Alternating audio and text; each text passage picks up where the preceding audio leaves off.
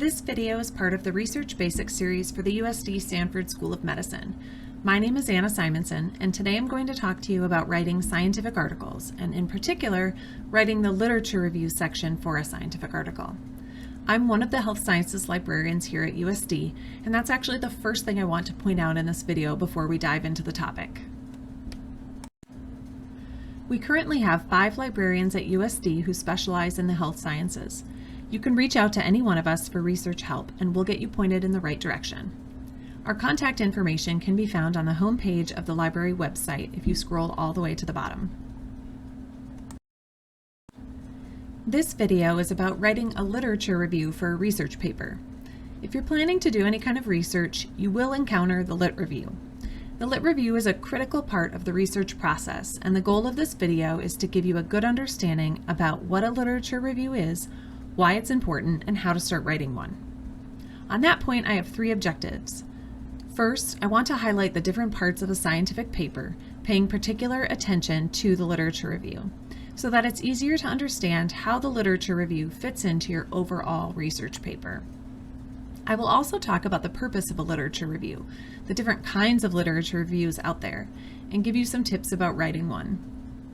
Second, I want to show you a couple of images from the library website so that you can find the databases you'll need to conduct your literature review, and explain why scholarly databases accessed through the library are important for writing lit reviews. Third, I'll demonstrate how to do a quick keyword search so you have an idea about how to start searching for literature when you've decided on a topic. Additionally, I'll include some pointers about assessing and organizing your literature. I want to start out by being a good example and cite my sources for you. Nothing, well, almost nothing, is created in a vacuum, and here are the sources that I consulted to put this together. These would be great sources for you to consult after watching this video if you need further clarification on anything or simply want to know more. While there are always exceptions, there are certain sections that typically show up in a particular order in scientific papers. I found this image on ResearchGate, and it captured most clearly what I want to explain. You can find the image in a book listed in the sources on the previous slide. First, you have a title that identifies the main message or topic of your research. You want your title to be precise and simple so other people can find your work and understand what it's about.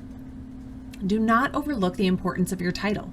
In fact, researchers have found that titles have gradually gotten longer, more complicated, and include more acronyms and jargon than ever before. These same researchers also found that one of the characteristics of highly cited papers was the succinctness of the title. They were on average just 10 words long. Here's an example of an article that received a lot of attention in 2019. Kids These Days: Why the Youth of Today Seem Lacking. You'll notice the title is exactly 10 words long. It received a very high altmetrics score. It was tweeted about close to 4,000 times on Twitter, and 52 news outlets mentioned the article. The point is, your title is important, and it doesn't need to be complicated, so don't overlook this seemingly simple part of a research paper. It can make a huge difference in how many people click on and read your work. Remember, a good title is going to avoid technical language and spark curiosity, both of which this example title does. After the title comes the abstract, which is generally no longer than 250 words and should be a good summary of your research paper, which means you will write the abstract last. A good abstract will not just repeat word for word what the paper says. When researchers are sifting through pages and pages of articles, they might only need to read the abstract of a paper to know if it's related to their topic. So you want this to be as well written and concise as your actual paper. You can't do this by simply copying and pasting, so make sure you save enough time to write a thoughtful abstract before submitting your work anywhere. Additionally, you want to make sure to communicate in the abstract what you did, how you did it, and what you found. Like the title, you should avoid overly technical language and acronyms in the abstract. A statistician at Queensland University found that the frequency of acronyms used in abstracts has increased tenfold since the middle of the 20th century. And this might be the most important part. The vast majority of these acronyms were actually not used very often in the scientific literature. What does this mean? This means that people likely don't know what the acronym means. So if possible, do not introduce new acronyms in your abstract or title. I should note that some journals have specific criteria for writing an abstract, and you should always follow the requirements for the journal that you're submitting to. So if the journal differs from this advice or wants you to have certain sections in the abstract, labeled with certain words like background, objective, methods, and so on, follow the rules of the journal. But in general, your abstract should contain the main sections of your paper in introduction, body, conclusion format. It should generally look like a full paragraph of text. Here is the abstract for the article titled Kids These Days. You'll see there are no acronyms, and the authors clearly explain what they did, how they did it, and their results.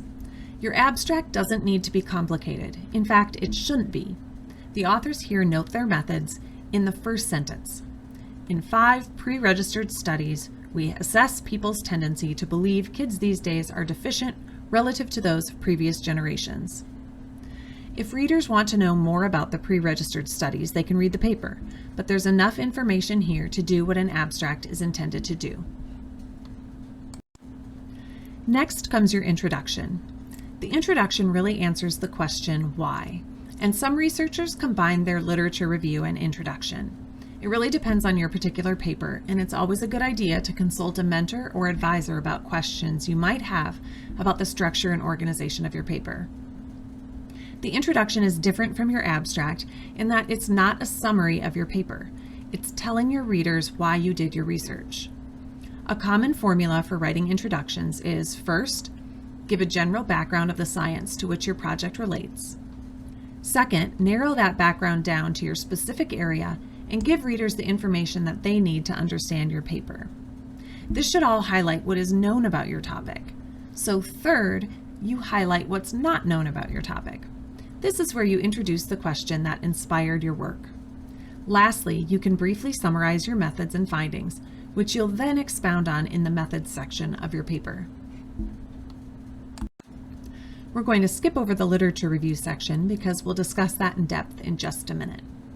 So now we've come to the methods section. Where the introduction answers the question why, the methods section answers the question how. This is where you want to lay out in specific detail how you conducted your study. Sometimes this section is called materials and methods because you want to include what tools you use to conduct your research. If a researcher wants to reproduce your study, they should find almost everything they need in the methods section.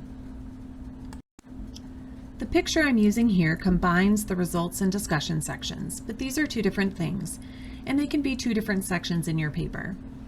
The difference is that the results should be an objective telling of your findings. What did your research show? This is where any graphs or tables will be relevant, whereas your discussion section interprets your findings. You should not just rewrite the results in your discussion section. The discussion should answer the problem or question you introduced in the introduction. It should analyze your project critically as a whole and interpret your results. You can point back to the literature here and note how your research aligns or doesn't align with other work. You also want to include a thoughtful analysis about the significance of your results. Why do they matter? What are the implications? You can mention limitations here, as well as thoughts on future studies, which is especially helpful for researchers who want to build on your work. In fact, if you're looking for a research topic, you might find ideas by reading the discussion sections of scholarly articles. If the authors note a topic for future study, you might want to explore that. Finally, we reach the conclusion. This is your opportunity to emphasize the importance of your study. You can reiterate the so what here. Do not introduce new information in the conclusion, but rather highlight your key findings and convey the larger importance of your work. You should not have to cite anything in your conclusion because nothing new should be added. Now let's go back to the literature review, which is the focus of this presentation. Patricia Levy, who writes a lot about research methods and design, I cited her work in the sources slide, has referred to the literature review as both a process and a product. It's a process because it appears at various stages of a research project. At first, you review the literature to learn more about your topic. Figure out if it's a topic that warrants further research. Research is a dialogue, a conversation. Nobody conducts research, as I said, in a vacuum.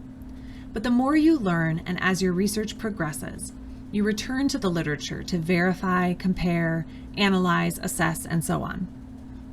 But a literature review can also sometimes be the end product, and this is an important point. There are different types of literature reviews, and you need to choose the one that best serves your purpose. A literature review can be a section of a research paper or a part of the introduction, which is what we're focusing on today. Or it can be the paper itself, which is what Levy means when she says the literature review can be a product. People rely on well-written review essays to get a handle on the state of a particular field, and perhaps you'll want to write one of these review essays someday. Additionally, there are scoping reviews, meta-analyses, systematic reviews, and more, but these are all distinct kinds of literature reviews that are not a type of literature review that appears in or near the introduction of a scientific research paper. Oftentimes, people use the phrase systematic review to indicate that they systematically reviewed the literature. They had a method and specific criteria for including or excluding certain articles, and they can chart out how many articles they retrieved from a certain database and so on. But there's also such a thing as a systematic review, and it's important to understand the difference. A systematic review includes 3 or more authors and is trying to answer a focused clinical question. It can take years to complete a systematic review, although the average time is 18 months. The goal is to find every single article written about a topic, including things from the gray literature, which means things like government documents, working papers, reports, white papers, speeches, and so on.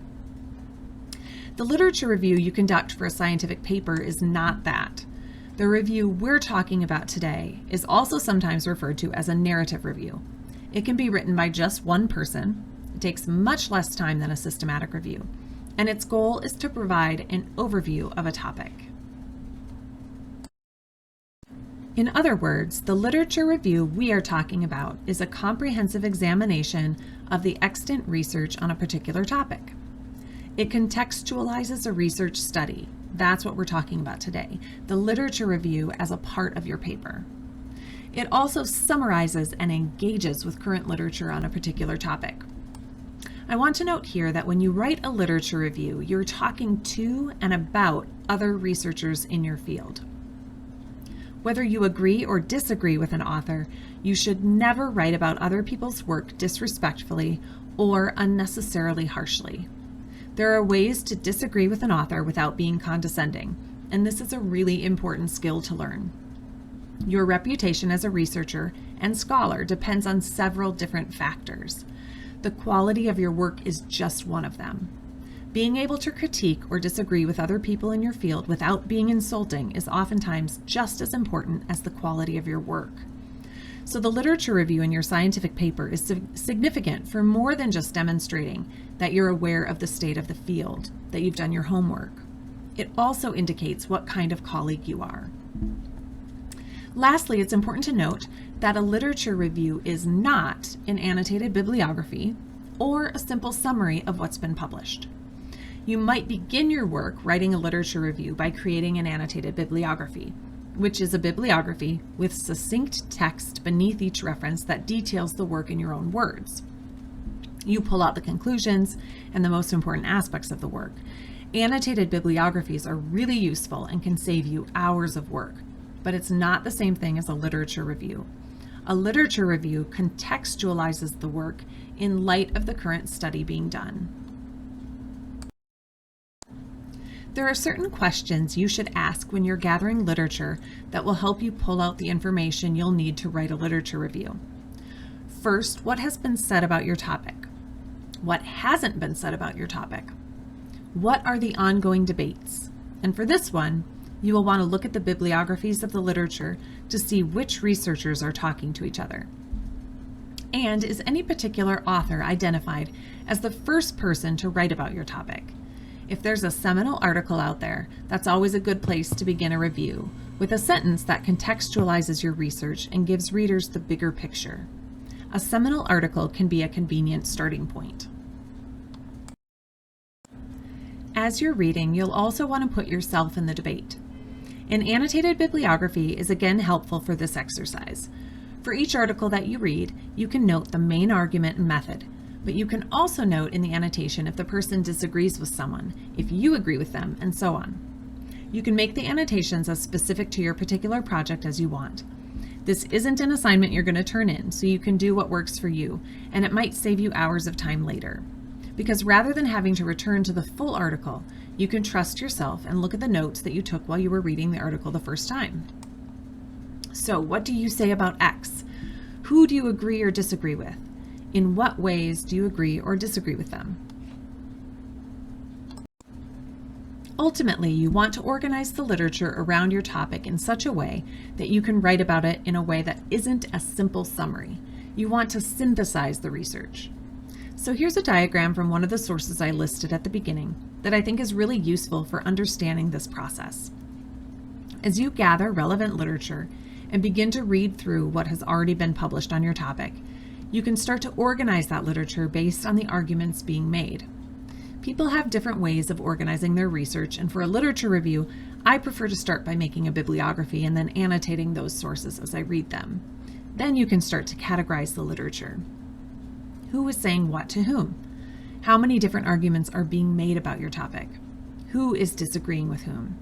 Once you figure these things out, you can write your review of the literature, synthesizing those arguments around your current research question. Using a citation management program like EndNote can be really helpful with this, because you can make notes in individual references, and you can now color code references with tags.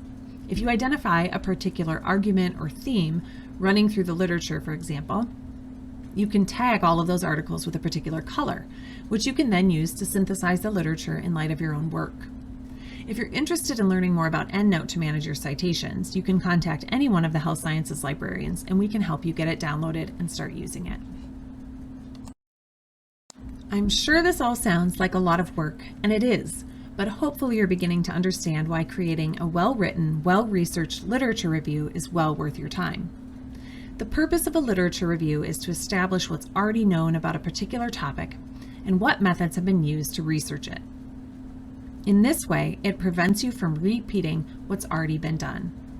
You don't want to waste your time and money doing something somebody else has already done. And it gives you a chance to position your research in the field. Why is your research important? It's hard, maybe impossible, to make this claim without examining the literature. Other researchers will not take your research seriously if there's any indication that you didn't consider what's already been done. A thorough, well-written literature review is critical to your overall research project. I want to address this last point of positioning by noting that a lot of published research says that it's filling a gap in the literature. I'm sure you've seen this or positioned your own research in this way before. The reason this is so common can be traced back to the 1990s when a researcher, a linguist, named John Swales developed the Create a Research Space model of knowledge building. This model articulated 3 phases for positioning your research. First, you establish a territory. Second, describe the gap. And third, identify how your research will fill that gap. But the problem is there's almost never a gaping hole anywhere. There's lots and lots of research on lots and lots of topics, and your one paper isn't probably going to fill it if there is a gaping hole. That's a bit presumptuous and also puts a lot of pressure on you, the researcher, to do something that perhaps your research doesn't need to do and doesn't have the ability to do. The gap idea also assumes that the body of research that currently exists is simply being added to rather than revised.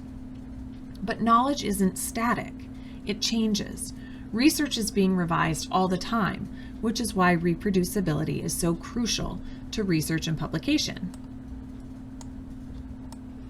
Additionally, a gap doesn't automatically mean that something is worth researching. Gaps aren't all bad, and sometimes research reveals a dead end or a gap that simply doesn't need a response.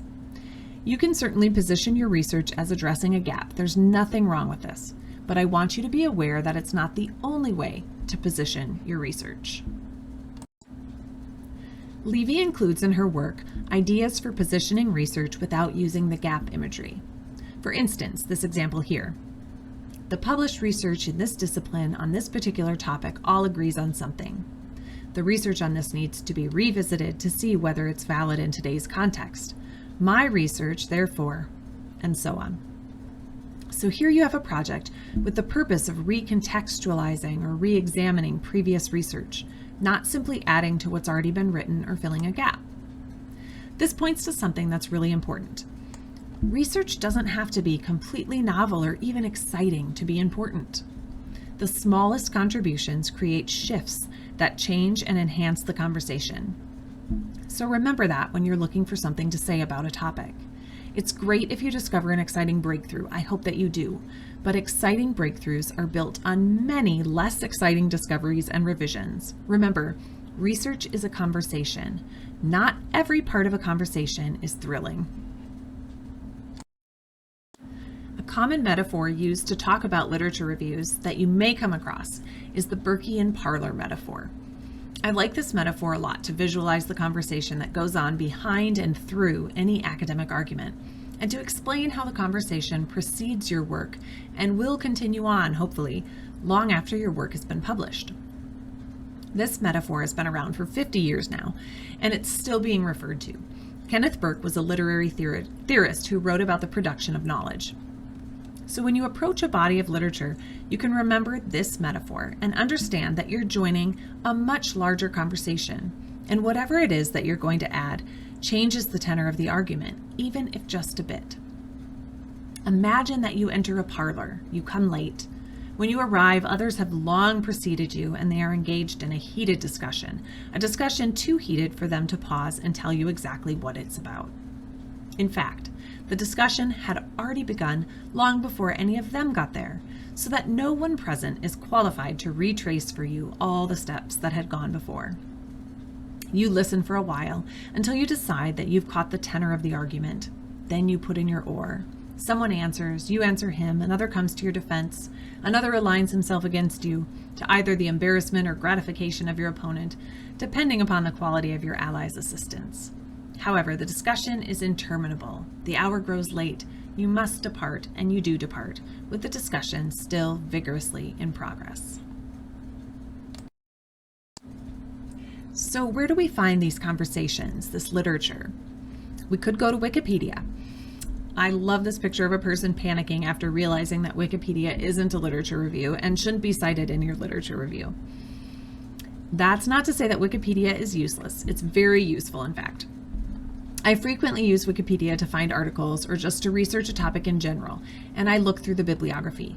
But Wikipedia is probably going to include a lot of outdated, non-peer-reviewed articles, and you're going to have to do a lot of extra work to sift through the bibliography if you start with Wikipedia.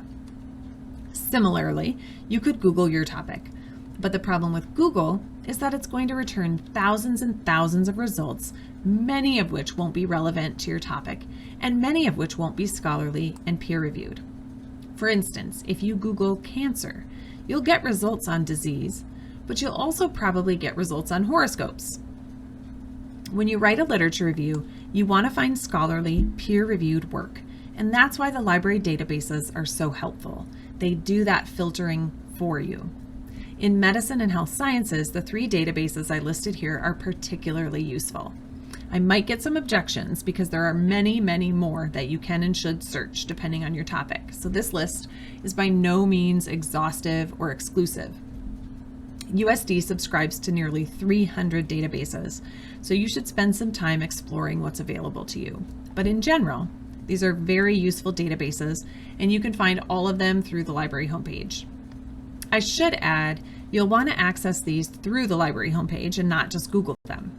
While PubMed is publicly available, if you don't go through the library homepage, your searches in PubMed will not indicate what articles are available to you through USD. We have 2 libraries at USD that are highly relevant to medical and health science research. ID Week's library, located in Vermilion, and Wegner Health Sciences Library in Sioux Falls. There is some overlap in the resources offered at each, but each library also has unique resources, so checking both websites for what you need is always a good idea. This is a picture from Wegner's homepage, and you'll see that beneath the one search bar, there are quick links to 2 of the 3 databases I listed on the previous slide. PubMed and CINAHL, which stands for the Cumulative Index of Nursing and Allied Health Literature, can both be accessed quickly through Wegner's landing page, and the link for that is on the bottom left. This is IDWeek's homepage, and you'll need to access Web of Science through the Databases tab on this site. The website for IDWeeks is in the bottom left-hand corner there. Before I show you how to do a basic keyword search in a database, and we'll look at PubMed for that, I want to briefly explain how to build a search query that's effective for writing a literature review. Finding literature in a database requires you to break down your question or topic into concepts, and then connect those concepts with a term or operator, as librarians like to say, that tells the database what to look for. Just in case you come across this phrase, I want you to be familiar with it. Boolean operators refer to the words and, or, and not used to separate concepts in a keyword search. So you can see here, if you have 2 concepts in your search, in this example, puppy and kitten, and will tell the database that you want both terms in all of your results. So and narrows a search because you will retrieve results that contain only both keywords. Conversely, or expands your search, or as one wise librarian told me, or equals more. If you search for puppy or kitten, you'll retrieve results that have either keyword. So or is useful for adding synonyms. If your initial search returns too few results, you might consider adding synonyms with or into your search to expand it, which I'll demonstrate in just a minute. Not is used less often, I would say, and it narrows your search similar to and. You would use this if you keep getting results that aren't relevant because something is being included that you want excluded. You should be careful before using this one though, because sometimes you can exclude relevant materials unintentionally if you use it too early. So let's do a quick search in PubMed. Let's say you're interested in researching the relationship between opioid addiction and depression. You can start on the homepage of PubMed, and remember to access PubMed through the library homepage, with a simple keyword search using the Boolean operator and to tell the database to return only results that contain both concepts. You can see without any additional filters, this query returned 2,568 results. To narrow this down, the first thing you'll usually want to do is limit the search by date. All filters are on the left-hand side of PubMed, so you can see the list of options there on that side of the page. For the date, there's a button you can drag to limit the search to a specific year. Typically in the health sciences, you want research that's been published within the past 3 to 5 years, since things change so rapidly. If I drag the button all the way to 2022, you can see my results drop to 218. If we want to keep the years the same, but we still want more results, we can return to the query in the search box at the top and consider adding synonyms or similar concepts using or, as I previously mentioned. So if we add mental health and anxiety, for instance, to our initial concept of depression with or, telling the database we want results that contain opioid addiction and at least one of these 3 concepts, depression, mental health, or anxiety, we increase our results to 652. Remember, or equals more. There are multiple ways to narrow and expand your search. Searching is an iterative process. When you're first starting a search, there really isn't a wrong way to begin. You can also filter by article type, which can be a really useful filter. If you're looking for a review of the literature on your topic, you can filter by review, for instance. There are additional filters below if you click on the rectangle at the bottom, so you can get really specific as you get further into your search. I also want to point out here a new tool that USD purchased called LibKey, which you can see activated on this page. The dark blue rectangles beneath each citation are LibKey features. If you don't see this, it probably means that you didn't go through the library webpage to get to PubMed. You can see that the article from Cell, where the red arrow is pointing, is available as a PDF just by clicking the button.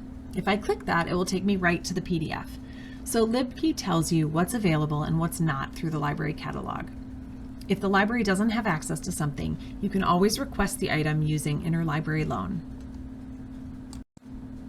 Here is what the catalog page will look like if you click on an article title in your search results and the library doesn't have access to it. You'll see at the top that the item is not available. To request it, you'll simply click on the Iliad button next to the lower arrow. I have it pointing to Wagner, but you have access to either USD or Wagner. Once you click on it, it will take you to the Interlibrary Loan page where you'll be able to submit your request. If you've never used Iliad before, you'll need to quickly set up your account by creating a password. It doesn't take more than 2 minutes, and then you'll be able to submit it. Your article will be delivered to your email usually within 48 hours and often much faster than that. So that's PubMed, but remember, the library has many more databases that will be relevant to your work, including the two pictured here, CINAHL and Web of Science, which I mentioned before. Others you may want to consider are listed here as well, depending on your topic: Google Scholar, PsycInfo, ERIC, Academic Search Premier, AgeLine, and more. There are many ways to start a literature search, and I hope today I've given you a better understanding about how to search for literature and why the Lit Review is crucial to your research project. I want to leave you with my contact information. Please reach out to me if you have any questions or need help researching or writing your literature review. Thank you.